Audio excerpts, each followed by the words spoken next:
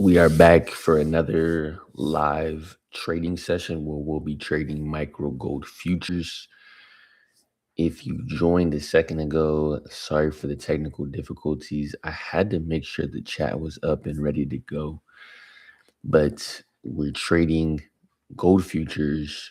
But most importantly, when we are trading, we're putting the macros first. Macro mind first. So let me share my screen and let's get into it. Right? So looking for something like this yesterday.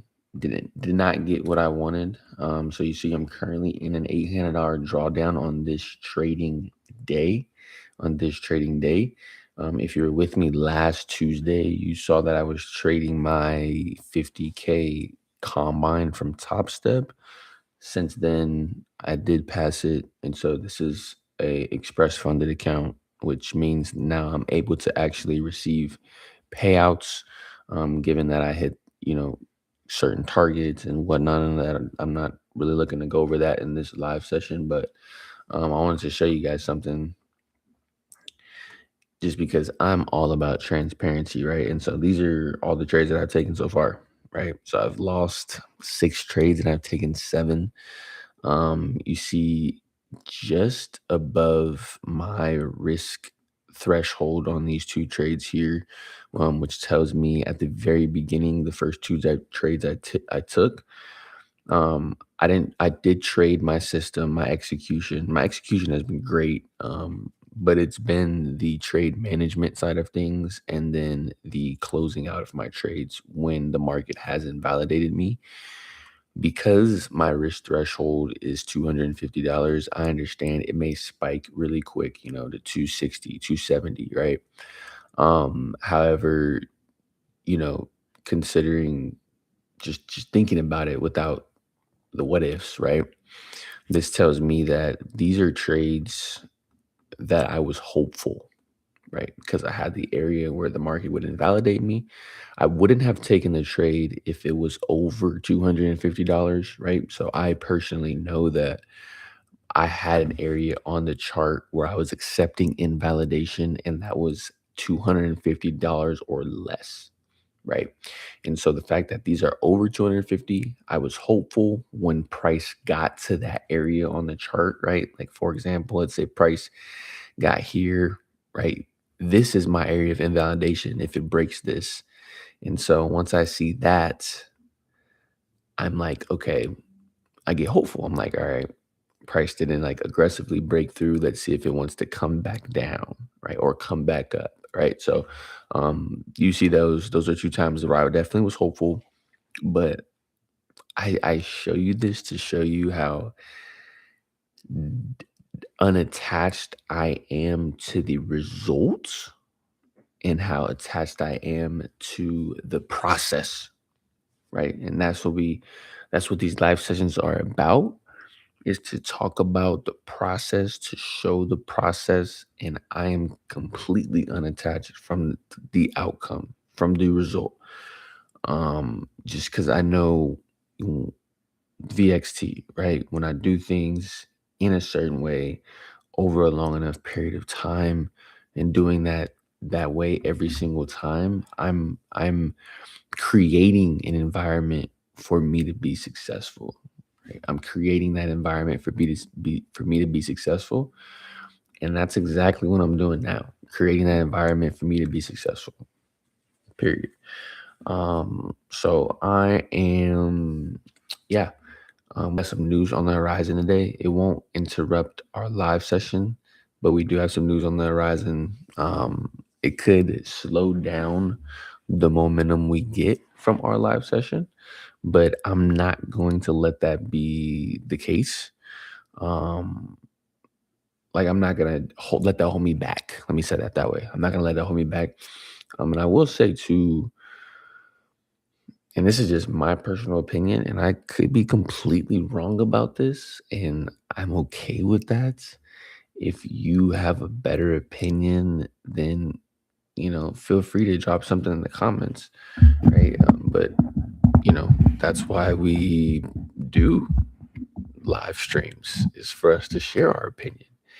And that's kind of why I've always wanted, you know, to do live streams, even just thinking about, growing up.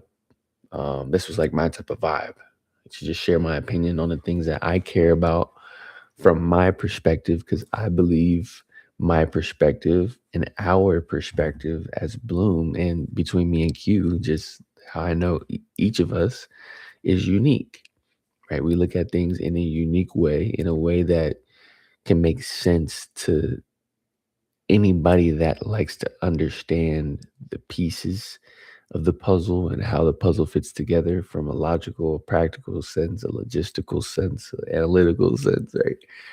Um, you know, an optimistic sense, a pessimistic sense, it's just all of it, right? And so, um, the reason I say that is because we do have Joe's job openings today, but I feel like I've speculated the fact that we are in a environment where we're reaching a point of recorrelation.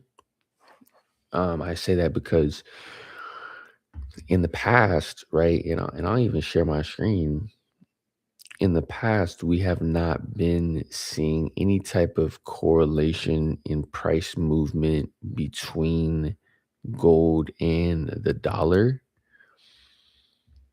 Um, and what I mean by correlation, so let me actually say this. We haven't seen its traditional price action in terms of the relationship with dollar and gold, right? Usually when the dollar's going up, gold's going down. When gold's going down, dollar's going up, right? That's typically how it functions. Um, but we haven't seen that. We haven't seen that as of late. As of late, we've seen gold and the dollar moving in the same direction. But as of very recent, I feel like we are seeing that dynamic now come back into what we knew it as. With if the dollar's going up, gold's going down, and then most importantly, yields. If yields are rising, right? If yields are rising, then gold is falling. If gold is rising, then yields are falling. Or if yields are falling, gold's rising. If yields are rising, gold's falling. That's just I feel like that's just what I've observed. And a few reasons could be simply because of the current geopolitical climate with the restriction on oil. That's such a big part. I was listening to a video yesterday, and it just made me thinking about it a little bit deeper and the impact that something like oil actually has on the economic side of things, right? Because not only do you have a limitation on oil, but that impacts, let's just say, gas, for instance, the amount of gas supply, right? The amount of gas supply is limited, so prices go up, right? And then so you think about where prices were at, let's say $5 before, or let's say 250 before, right? And so then there's this restriction, so it hikes up to $5, right? But not only is gas restricted and it's more expensive, but to be able to transport the same amount of products, right? This is where we start thinking a little bit deeper and understanding why the dollar strength is important, the yields rising or falling is important, understanding the bond market, understanding the petrodollar, right? Do we start to understand how this entire ecosystem fits together, right? And so this is stuff that I want you guys to really understand, right? And so what I was saying was, we got let me bring it back. Let me bring it back.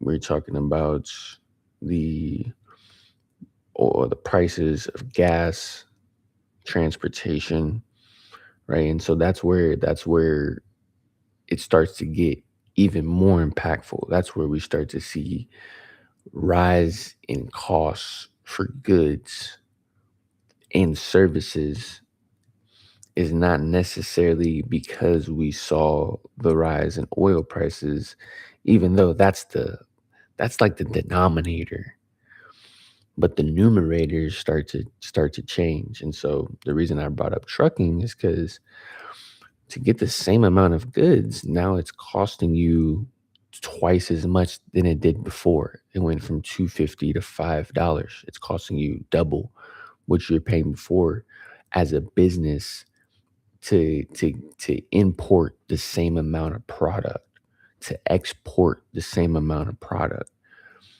right? And so then there's a trickle down effect. It costs you a little bit more to import, so you charge a little bit more to export, right? And then the person that is exporting it or importing it to them, they charge a little bit more to export it or produce it or manufacture it, right? But that's the trickle down effect. So that's where the bottleneck is. It's in the restriction of oil, and then that causes a domino effect to the rest of the economic ecosystem, right? And so when we think of okay, right, and so that's where the inflation pressure comes from, right? And then so we think about okay, inflation pressure, yields rise during inflation pressure because of the interest rates, right? Yields rise during inflation pressure because of the interest rates. And let me say not let me say not because of the interest rates, like it's a one to one, like if then statement. Let me say um yields rise with yields rise when inflation is high because of interest rate expectations. Let me say that. Interest rate expectations, meaning when interest rates are high, Fed most likely is going to lean towards the hawkish tone, which just means rates where they currently are, wherever that currently is at the time, or higher. That's what it means when they have a hawkish tone. They're not looking to cut rates. And even if they are looking to cut, they're looking at one cut versus five cuts or one cut versus four cuts, right? That's hawkish. And so whenever the tone is hawkish, that causes yields to rise, right? Because there becomes a greater demand for yields because the interest rate influences those yields to increase, right? Just by the nature of supply and demand, of being able to say, okay, well, I'm country Japan, my interest rate is or my current yield is 1.5%, and the Bank of Japan is actually cutting rates, so they're making it easier to borrow money, they're making money cheaper, right? So it but the US, their current rate is at 3.5 basis points, and they're hiking it to 4%, right? Their treasury market is at 3.5%, and that's gonna go up to 4.5%, or you know what I'm saying? That's how that dynamic works. That's exactly how that dynamic works. But what that does is it creates a demand for the dollar. It creates demand for the dollar, right? Because countries want to access higher risk-free returns, right? When we think about a bond, they wanna access risk-free returns. And so that was the other aspect of it. Inflation pressure was the first one I mentioned. The yield market, interest rates, right? That whole ecosystem of it is super, super important to understand. when we're talking about understanding the macros. And you don't have to be an expert. You just have to understand it enough to ask the right questions to see if that's what environment that you're in, right? And so for me, I just go through the different environments we've been in, and I try to connect the dots. Or I let me say it this way: I look at the current environment we're in, and I reverse engineer that. I look at the current environment we're in, and I think of all the variables that are currently impacting the environment we're in, and then we go from there, right? Because not all the time is inflation pressure going to be stronger than the war premium, right? But it currently is right now, right? In my personal speculation. Um, and so you got the inflation pressures, you got yield pressures, and then the last one that's I was going to put on there is I think what I was leading it up to was the news. That's what I was leading up to was the news. How does it impact? Okay, let's think about how it impacts. It impacts policy, right? That's what the news impacts. It impacts policy. It impacts policy in a way that says, what is the Fed more likely to do because of this information, right? What is the Fed more likely to do with this job openings information if their interest rate decision was solely based on this print, right? Let's just do an exercise. If it was solely based on this print, what would they do if the actual report was 1 million lower than the forecast, right? They would most likely cut. They would most likely cut because that shows, wow, the jobs aren't open, businesses aren't hiring, people aren't working, people aren't spending, people aren't earning, people aren't earning, businesses aren't earning, right? And it's just a loop, right? So they need to create more growth. They need to create more economic activity, right? If this number is 3 million higher than the forecast, they may look to cut, right? Because now the labor market is overheated. If we're just looking at this report, right? I know there are multiple factors that would actually go into it, um, and be weighed given its importance at the current time. But I was just speaking hypothetically. I just wanted to use that exercise to show that that's what this data is for. It's for the Fed to make decisions. It's not for necessarily.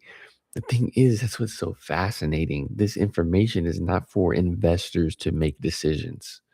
This information is for us to understand what the market expects and make decisions, right?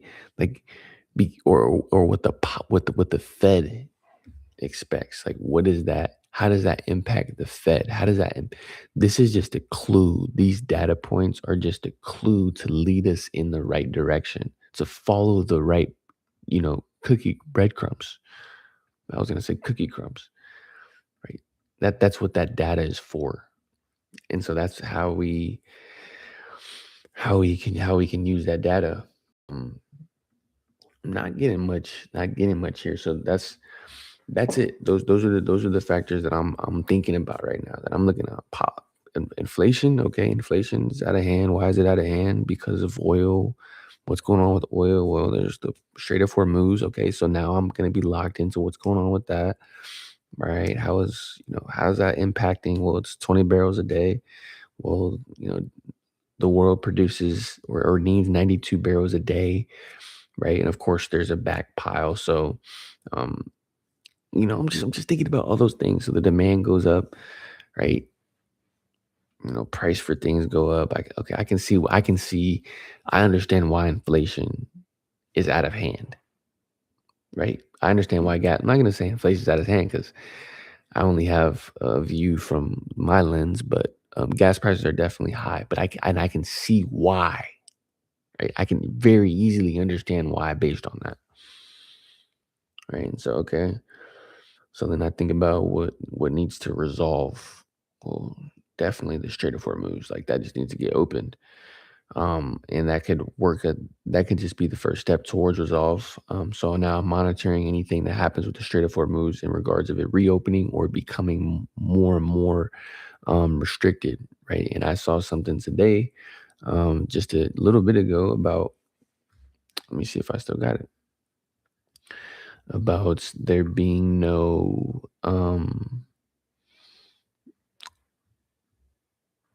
soon there being no time soon that that port could be reopened. Okay. So then if that is true, then this would be true, right? So I'm not taking that as absolute. I'm gonna take that and say, if it is true and it will be an extended period of time where the port is not open, that can cause inflation impacts, which is could put downward pressure on gold, right? So just from inflation, I would be bearish on gold. There are times where if inflation was flip flop, then I would be bullish on gold because that means rate cuts are more likely, right? And you see there's that dynamic. But I'm just taking out one piece, right? And then I think about yields. Okay. What are yields doing? Yields are yields are down for today. Yields are down on the day so far, right? Down about point 1%. Nothing too crazy from what it looks like on a chart and percentages wise. But just understanding that they are down, 2% on the day, like that is important in the eyes of, institutional investors, right? Seeing that it's down 3% on 3% today, that's important, right? That's important. So don't let the small percentages seem unimportant because they are. Okay. So when I think about gold, its relationship with yields. When yields are down, gold's up. When yields are up, gold's down, right? And yes, I'm looking at the 10-year. I'm looking at the 2 year. And when I said 2%, that's the real yield. That's the most important, right? 'Cause that's inflation adjusted.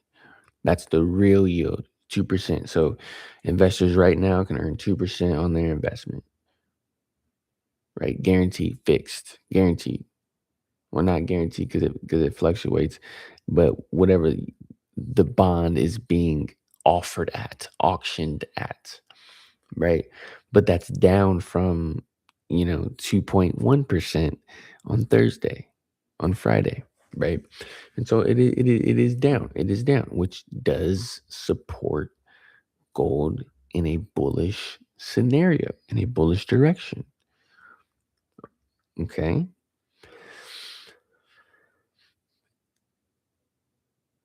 And then we have data. And then we have data, right? And so that's where today comes in because then data also influences policy, which influences yields, right? So even though we saw yields be lower today, news could break, yields could climb, gold could fall, right?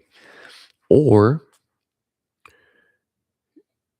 news could break, gold's already falling, news is in support of rates staying where they are or hiking, yields climb, gold continues to fall, right? So there's so many different scenarios that we can think about. But what my personal take on it is, since yields are what we want to look at to understand um the trigger, the main, like, how bad is it really type of deal. We want to look at the yields. And so when we see oil prices rising, we want to look at, okay, are yields rising as well, or are yields falling? If yields are rising as well, it's going to be inflation. It's going to be inflation driven movement. It's going to be inflation driven activity, like fear of inflation. Like, inflation is, like, this is a problem, right? If yields are falling, it's going to be fear driven. And that's when, and then so, okay, remember what I said about yields rising or yields falling, okay? And then so based on if yields are rising, what does gold do? Gold falls. When yields are falling, what does gold do? Gold rises. Okay. And so thinking about the current environment we're in, I already know, if I'm looking at it like a competition, right? Okay, the macros are up one against gold when it comes to inflation. Damn, like, you know what I'm saying? Gold's down one. When it comes to inflation, the market has the macros have one up against gold, okay? But then gold in this current environment today has a one up against the market because yields are falling, right? And gold thrives when yields are falling, right? And so the next thing to look at today, in my opinion, would be this news, 7 a.m. Which is maybe why we've been getting this consolidation. There's no coincidences, right? There's no coincidences, but we could get consolidation all the way up until 7 a.m., which is only 30 more minutes, 6 more 5-minute candles, right? But we can get that because then that gives us more direction, right? Because of what's happening with the oil. If we just think about this, let's think about this. Are businesses hiring more or hiring less? Right? Ask that question.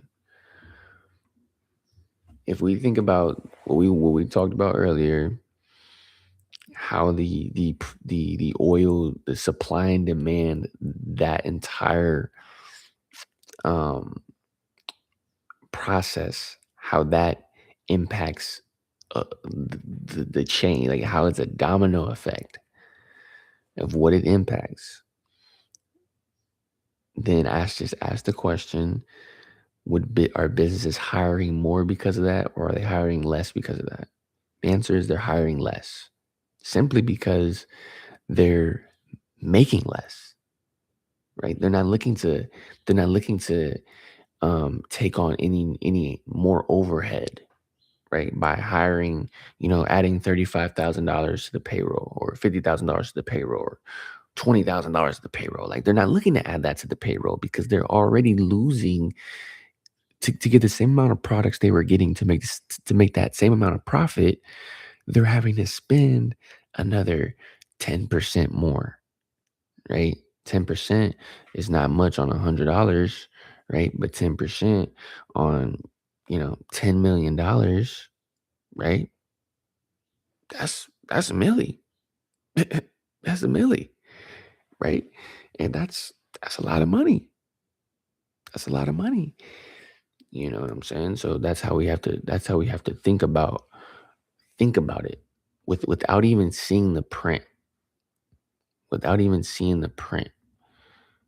Just think about it. Like, in the month of February, because this is taking the month. before. So in the month of February, release 35 days after the month ends. 35 days. Yeah, so February. This is February. Oh, this can't be February.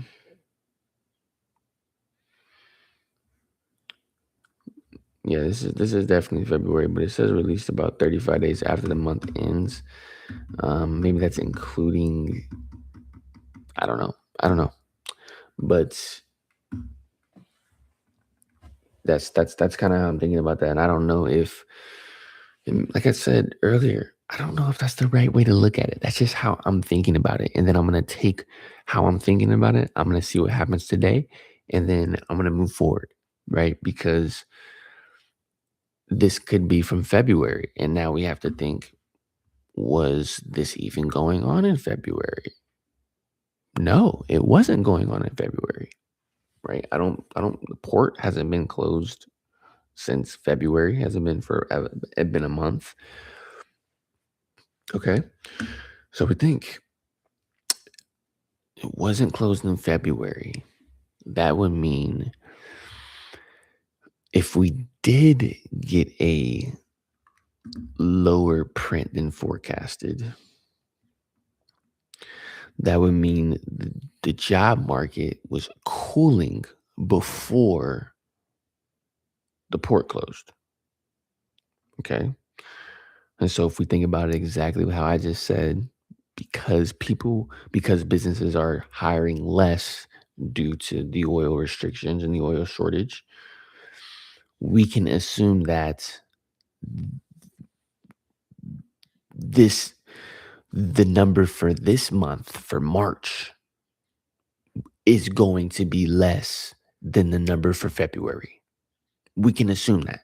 If this number for February, when it prints, is already less than the forecast, we can assume that the number for March is less than the number for February, right? Why is that important? Because that shows the labor market is cooling, which could influence a rate cut, right? But there's this interesting thing in the background that is making it hard for the Fed to cut rates when it comes to inflation, right? So there's this power pool, right? This dynamic that is just super fascinating to honestly participate in, because we've seen in one week gold hitting all-time highs. In another week, we see stuff going on from a geopolitical and a macro level that put downward pressure on gold, right? That put downward pressure on gold. I am always going to be bullish on gold, right? Like, I don't ever see, just what I understand about cycles. I don't ever foresee a time where like gold is not a valuable asset to hold, right? Just because the market goes through cycles, like we'll be in a cycle of safe haven demand. We'll be in a cycle of policy driven price, right? We'll be in a cycle of, um, you know, just risk on, like people just taking on all kinds of risk, um, because the opportunity cost, right? You know what I'm saying? So we just continue to go through cycles. And so I'll always honestly look for buy opportunities. Like, I'm comfortable taking a buy on gold if my confirmations are there and, I have my targets, right? However, I'm always going to reiterate this, that I'm going to trade in line with the fundamentals. Um, that's how I know I'm putting myself in higher probability trades, right? That's how I know I'm putting myself in higher probability trades in this current environment. Um, Without news even printing, I like sells. I like sells. I like where we're at with our yields, if real yields can hold above 2%, it's sitting right at 2% now. The dollars climbed back to 100 within the last week, strong movement upward. So I like where we're at, just from a dollar sense to a yield sense. And then just from what I'm seeing, it doesn't look like we're reaching a resolution soon. And so I do like sells. But like I said, I'm not opposed to taking a buy, especially when I got areas of imbalance, which is exactly what I'm going to look for right now. Let me get this off my screen.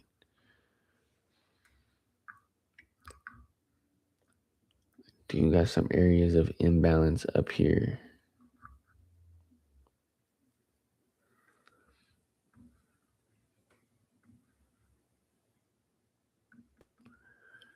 Which I don't mind, like, because of my outlook on gold, right? Um, and it's not even my outlook. I didn't even say that. Let me just say historical context. Don't worry about my lines. But look at this. And this is just from the data from October 2024. Bullish. Even through the down, pullbacks and sideways movements, it's been bullish all the time. And this is consistent on, I mean, even on TradingView, that can go back a little bit further. Like, this is consistent for y- plenty of decades.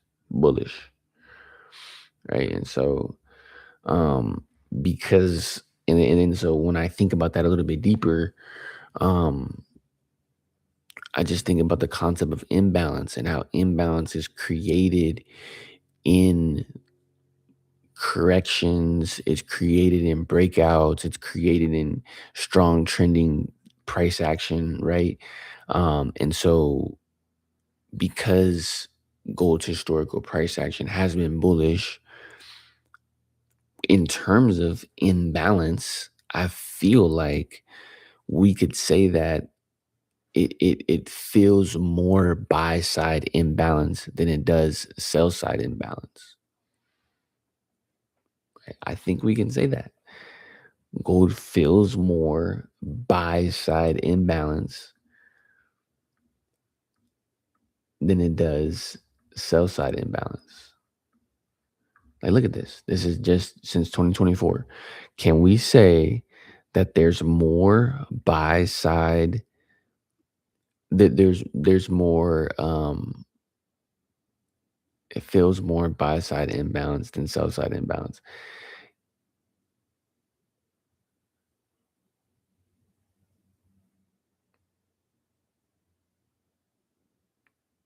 Yeah, so that's exactly what I'm referring to. So if we look at how imbalance is created, it's created with a trend in price, right? So there's, right, let's take this for example. There's all this imbalance in here. Like, from here to here is an area of imbalance. And so what I'm saying is, gold feels more buy side imbalance. What's buy side imbalance? Buy side imbalance is created by sellers, right? Sell side imbalance is created by buyers. Example, if we were to have sellers come in, it would be able to fill this area of imbalance. This area would no longer have imbalance because sellers came in. Sell side.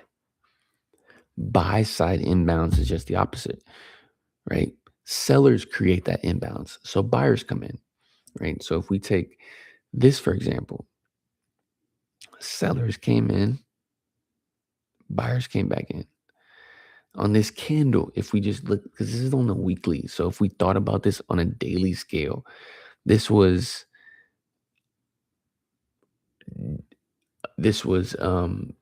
the entire week we were down. Sellers created some imbalance, buyers filled that up, right? So what I'm saying is gold has filled more buy side inbounds than sell side inbounds.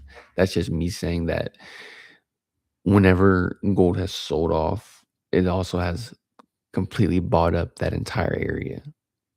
But it hasn't done the same for when it's bought up, right? Hope that makes sense. I think it's just fascinating to think about. Um, I think it's just fascinating to think about.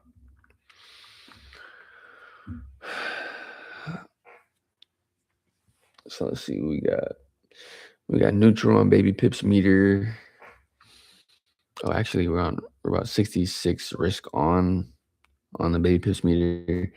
I need more from the baby pips meter. I'm to the point where I just want to make my own, risk sentiment meter. Um, which I mean, it's possible these days. I'm gonna explore that idea just because I want to understand a little bit deeper. When I'm looking at this, like, and I understand the macro factors, and I can create my own. I can create my own. Um,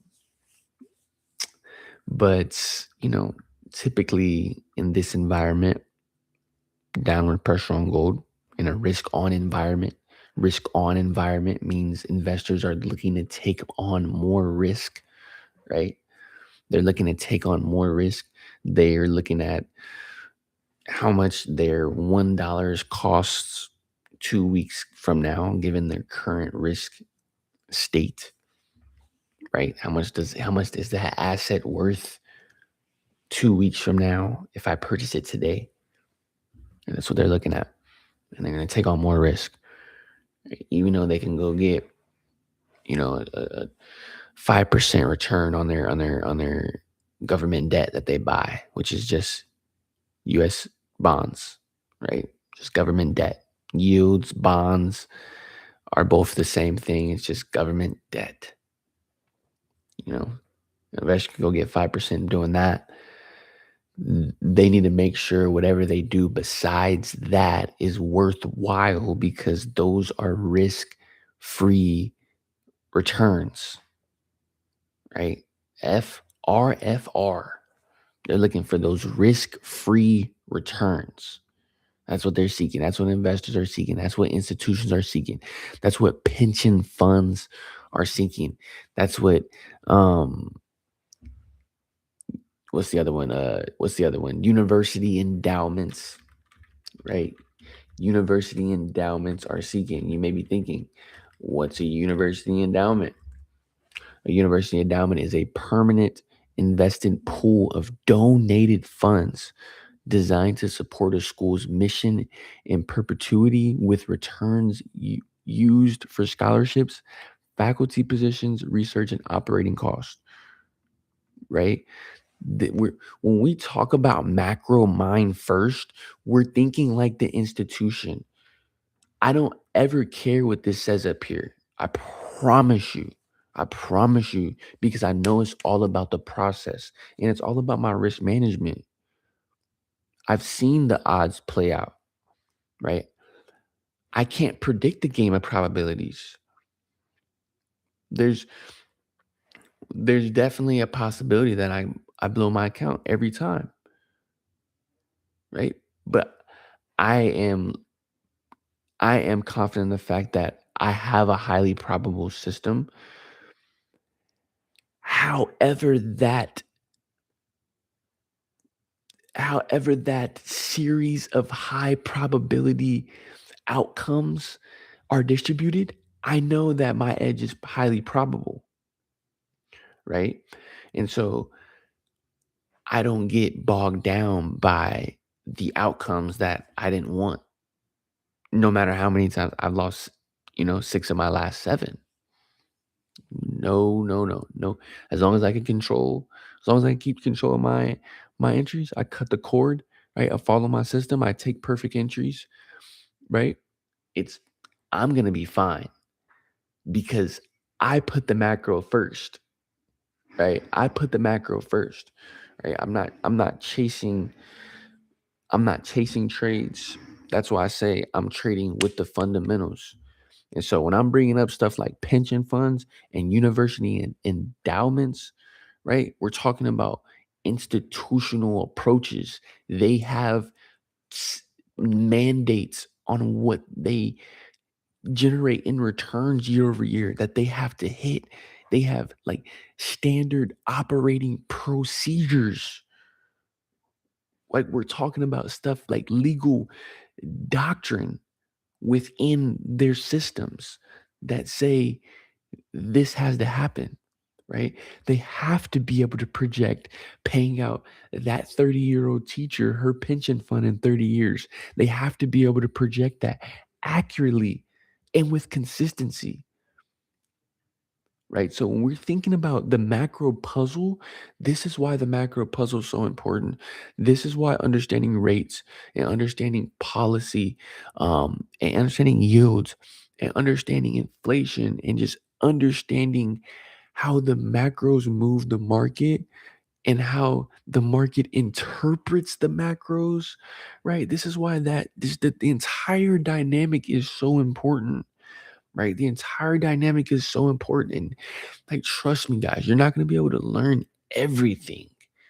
You're not going to be able to learn everything. But what I'm sure that you can do is learn enough to become fascinated to where you just continuously are curious. That's what happened for me. I learned enough to be fascinated, and then I continuously got curious, and now I'm a geek about it. I'm a nerd about it. Like I geek out over macros and over talking about the fundamentals. I geek out over it just because it's fun to talk about. And I don't know everything. So like somebody could ask me a question that I don't know and it makes me think, okay, let me go into my database of knowledge of the things that I do know and try to piece together how it could be, right? Because it's all speculation. It's all speculation at the end of the day, right? It's all speculation. And and understanding patterns, like if you man, once you understand the macros, you start to connect patterns to things like even right now. All right, it's 9 minutes until news, right? And we're getting this strong price movement. Okay. Price very well could break out from here. It very well could, right? Or price could just be showing this aggressive price action because of news coming up. So it's acting manipulative. How do I know it could be acting manipulative? Because it's also happening at a decision making level. 8 minutes before news in a direction that doesn't really favor the current fundamental climate of gold. Right? You see how those just aren't adding up? Guys, I promise you, trading becomes so easier. I don't care about the P&L because there are so what I care about is clarity. And so it's kind of like basketball. This is like how I think about it, how my brain thinks about it. So when I shoot a shot, just because I miss a shot, it doesn't mean I can't shoot, right? That was just the outcome. I just missed, right? And so when I think about it in terms of trading, just because I took a trade and I took an L, it doesn't mean like my system isn't profitable or my approach isn't correct. It just means I took an L. That was just the outcome, right? But what it does provide when we are macro focused first is the clarity to see beyond the noise of the charts and the candlesticks, right? That's what it allows us to do. It allows us to see beyond the noise of the headlines, right? Of YouTube gurus and Instagram economic was economist, you know, sharing their insight, which some of them have very good information to share. Don't get me wrong, but some of them don't, right? Some of them don't. Simply put, that's just how it is in every industry. So we have to be able to, when it comes to the macros, that's one thing that I'm going to filter myself. Like I'm heavily trusting but verify. I mean, I'm heavily not trusting but verifying. Like I'm just not gonna go with somebody says about the macros that they think. It's not happening because it's all speculation. Like it's literally all speculation. I forget what I was. There was something I was thinking about the other day. This about this exact topic about speculation. I wish I remembered it, but that's all it is. That's all it is. It's just purely speculation, man. And um, I'm gonna think about what I wanted to put with that because it's why we can't predict what's gonna happen. Oh, oh, I know what it was. I know what it was. 5 minutes till news. About 6 minutes till news. I'm gonna hop off here about 7:05, so I'll spend about another ten more minutes with you guys. Um, Appreciate you for joining up until this point. If you jumped on for a second, appreciate you if you jumped on. Drop something in the comments. Drop what you're trading. Drop how long you've been trading. Drop something in the comments for us. Right? We like to hear from you. We like to interact. We like to engage with our community. We really appreciate our community. So we love to engage with our community. Um, so drop something in the comments if you haven't already. But what I was gonna say was listening to this Myron Golden video yesterday. You guessed you guessed it. You guessed it. Yes, I was listening to Myron again. He's good. The guy is good. Okay. The guy's good. He puts together some good material, right? It's rooted in scripture, right? It's rooted in truth. I can get down with that. It's rooted in principles. I love principles. We love principles at Bloom, the Bloom principles. I don't know why I just changed my voice when I decided to share my excitement for that, but I did. I did. So don't judge me. Don't judge me. I mean, you can judge me, but I'm not gonna care. So I mean, you can just waste your energy on judging me if you want. But yeah, I was watching a Myron Golden video and he was talking about the aspect of the facts and how we can't focus on the negative aspect of the fact when it comes to something, and how that prevents us from making decisions because and then when we think about the law of polarity, there's always both sides. There's a positive aspect of the fact and the negative aspect of the fact with about the same thing, about the same thing. The same thing you're thinking about has multiple sides, has multiple things on both sides, the positive side and the negative side, right? That's what he's talking about. And so when I was thinking about trading, I was thinking about, okay, that's interesting. Because if you think about it in terms of trading, there's always a bullish aspect of the fact and a bearish aspect of the fact. There because the law of polarity has to exist. It's a principle. It's a law. This is a automated framework that God built into the world. Like science didn't build it in. The Big Bang Theory didn't bang it in. Man didn't manufacture it in, right? God ingrained it in to the way the world works, right? So that's like we can understand. We can say that's like I understand that everybody may not agree, but for those of you you know who are here with me, right? Who are right here with me, we can understand and we can agree when we say that. And so because of that, the law of polarity has to exist. The law of polarity has to exist on the charts as well. And so that's why speculation is just speculation. We don't know. We don't know what is driving price actually because there's always both sides of the fact. There's both sides of the facts. There's the positive aspect of the fact and the negative aspect of the fact. And so what we need to discern, that's why we need to pray for discernment, not just for the charts, but in life. But what we need to discern is are the bullish aspect of the facts heavier or lighter than the negative aspect of the bearish aspect of the facts? That's the question we need to ask, right? Ooh, that's good. That's good. Myron would like that one. Myron would like that one. Myron would like that one. Are we focused on the positive aspect of the fact?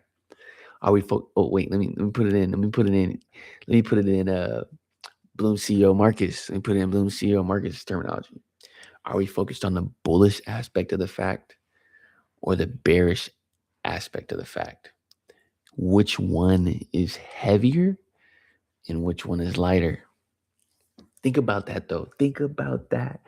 Think about the law of polarity, right? Think about that. Think about the Fibonacci. The Fibonacci, that's oh we got news coming out here. Let's see what we get.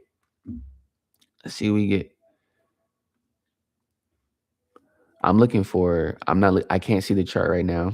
I'm looking at Forex Factory, but I'm looking for if Joe's job openings is lower than forecast. I'm looking for some strong movement potentially from gold in the upwards direction. But it had to be significant. Okay, so that's to me, that's nothing. That's nothing. To me, that's nothing. Consumer confidence. So look at this. Financial confidence is a leading indicator of consumer activity. Survey of about 3,000 households, which asked respondents to rate their level of current and future economic conditions. Actual greater than forecast is good for currency. So people are feeling good right now. And jobs are steady. What does that mean? Jobs are steady.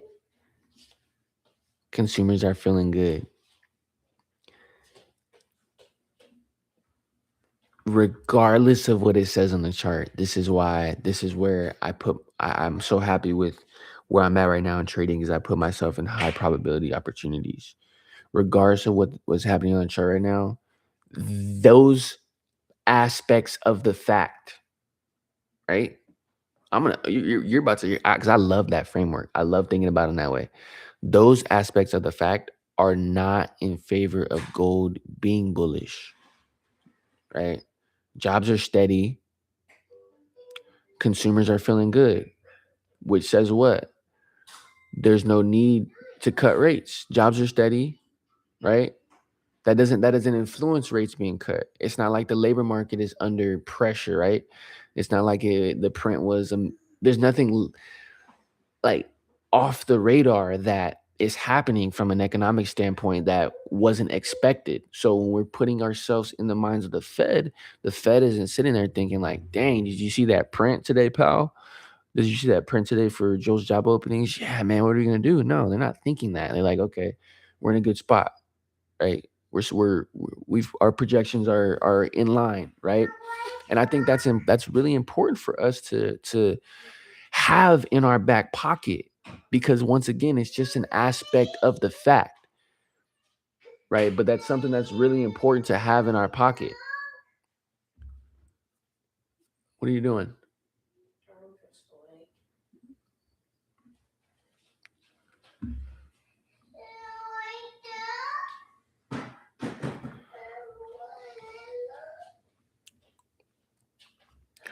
So we're getting some bullish movement here, but like I said, once you understand the macros, like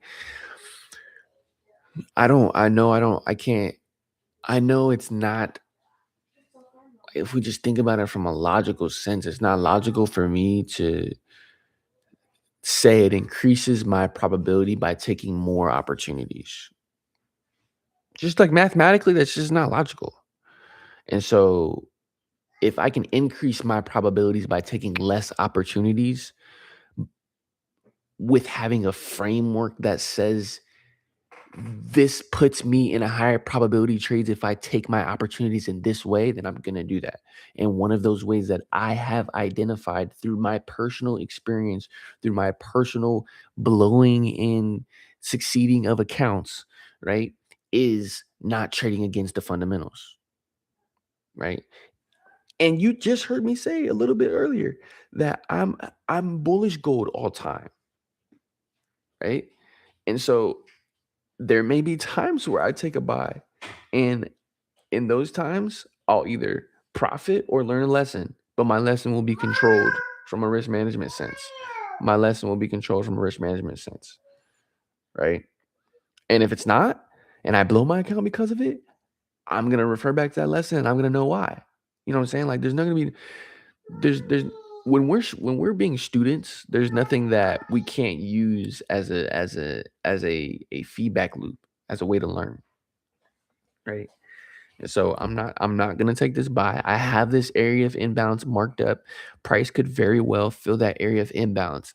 And am I gonna sit there and be regretful that I didn't take that trade? No, I'm gonna be validated that it filled the imbalance. That it stopped at my 1 hour decision making level. Be like, oh man, perfect. My technical analysis, my structure, understanding structure is just money. Right. I'm gonna be feel validated from that. That's a win for me. Right. This is just a number. Right. This is just something that's gonna go into our bank account in a reoccurring fashion. Right. Three, 4 times a month. Right. Let's not be attached to this. Let's be completely unattached to this.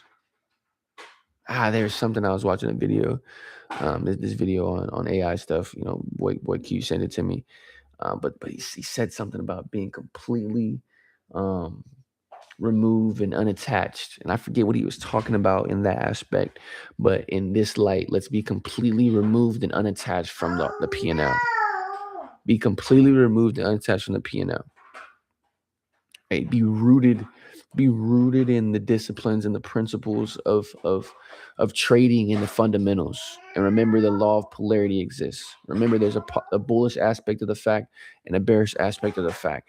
Think about which facts are present and think about which facts are heavier than the other, and that's how we can use.